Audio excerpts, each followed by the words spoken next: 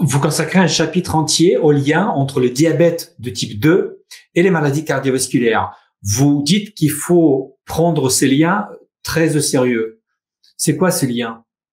Alors, quand vous faites une enquête chez un patient déterminé, alors il y a la partie génétique, la partie familiale, la partie mode de vie, et puis il y a les facteurs de risque, on va dire conventionnels. Et puis vous commencez, est-ce que vous, monsieur ou madame, est-ce que vous fumez?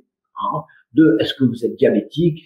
Alors après, on vérifie le glucose dans le sang, ça. Est-ce que vous êtes hypertendu? Autrement dit, est-ce que vous avez des médicaments antihypertenseurs? Derrière, immédiatement, vous voulez savoir s'ils sont dipeurs ou pas dipeurs. Tout dépend le type de médecine que vous pratiquez.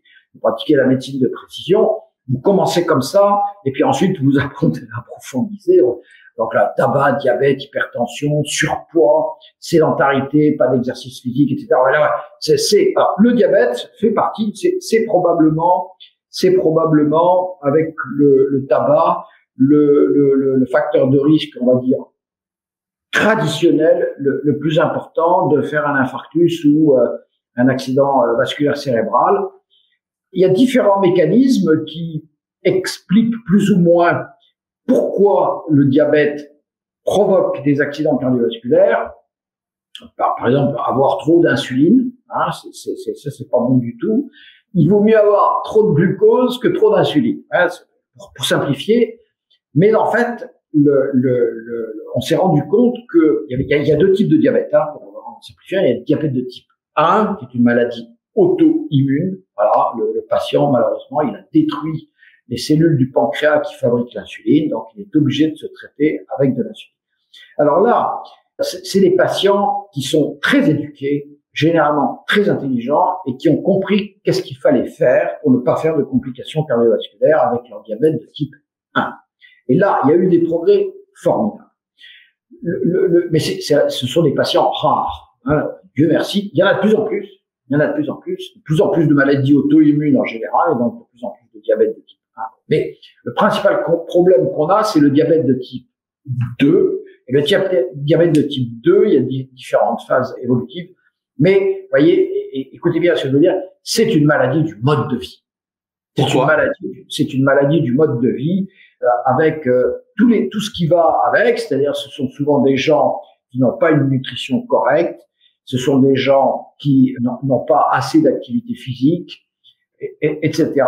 Et on dit c'est le diabète le coupable, mais en fait, je pense, et là c'est à nouveau la médecine de précision, je pense que c'est le mode de vie qui conduit au diabète de type 2 qui est responsable des complications cardiovasculaires, et notamment les habitudes alimentaires, le manque d'activité physique, etc., etc.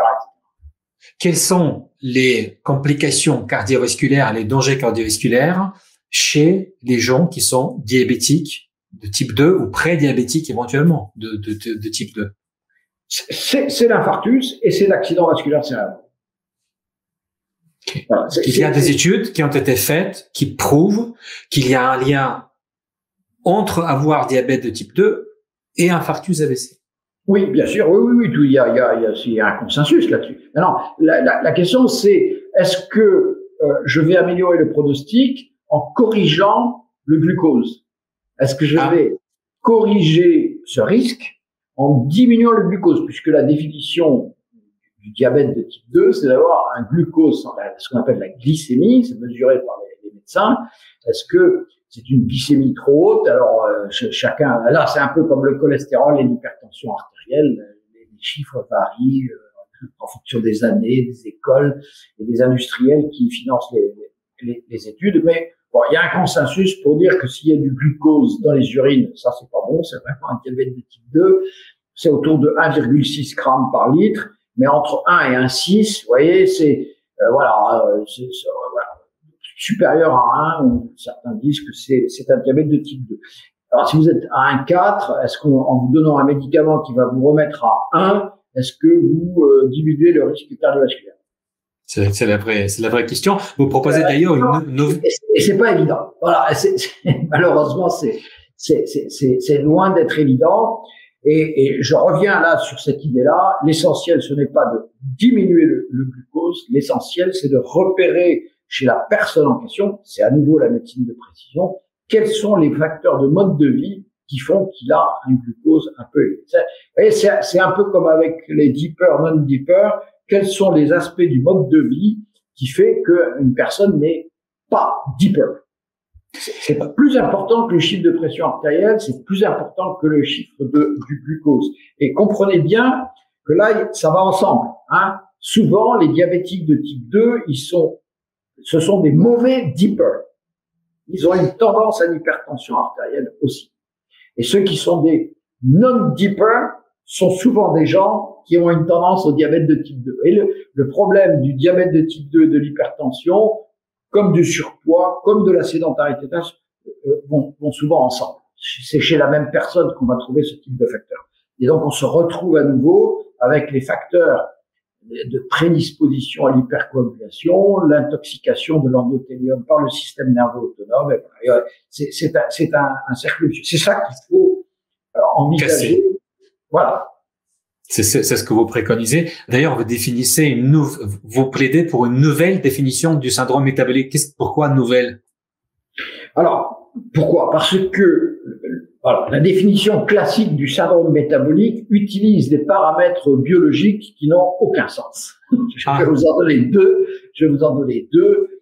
Le médecin conventionnel, il utilise le dosage des triglycérides et aussi le dosage du bon cholestérol HDL pour définir son syndrome métabolique. Voilà. Alors donc, si vous êtes avec un bon cholestérol, soi-disant bon HDL qui est trop bas, ou si vous êtes avec des triglycérides élevés, alors vous rentrez dans la catégorie des syndromes métaboliques. Alors ces deux paramètres-là, ce sont des paramètres qu'il faut oublier parce qu'ils ont aucun intérêt.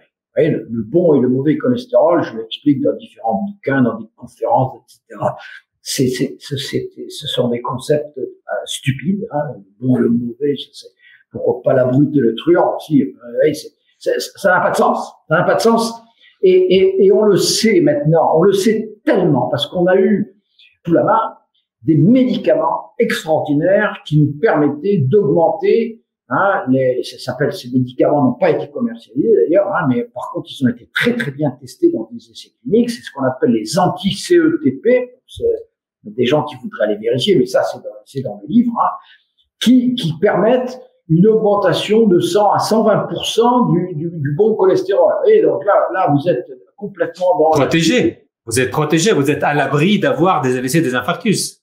Voilà, c'est formidable. C'est un médicament comme ça. Si vous croyez à l'hypothèse du bon et du mauvais cholestérol, un médicament qui augmente le bon cholestérol de 100% et qui en même temps diminue le mauvais cholestérol de 30 à 40%, vous dites, bon, voilà, je vais définitivement prouver mon hypothèse cholestérol.